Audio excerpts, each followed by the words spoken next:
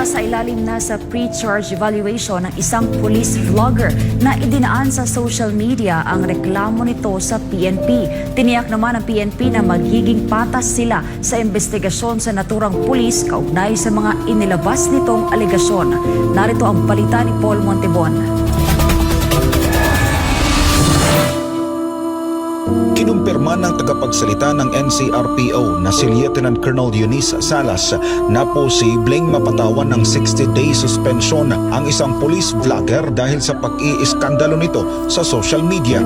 Kinilala ang police vlogger na si Police Staff Sergeant Joylene Kachin ng Regional Mobile Force Battalion ng NCRPO. Matatanda ang inireklamo ni Kachin sa kanyang social media account ang patungkol sa umunay reassignment na kanyang asawang pulis.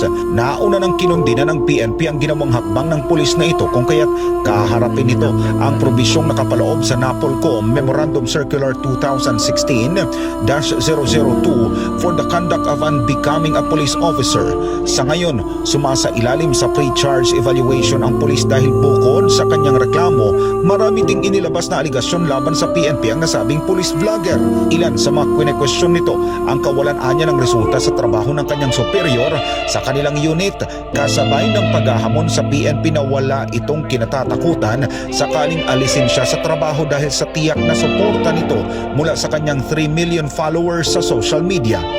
According po kasi sa NAPOLCOM Memo Circular namin 2016-002, si Staff Sergeant Kachin ay maaring nag-commit ng violation for the conduct and unbecoming of a police officer dahil nga po dun sa pagrarant niya at pagsabi ng mga hindi magandang bagay at maraming alegasyon po tungkol sa kanyang opisyales at sa sistema ng PNP.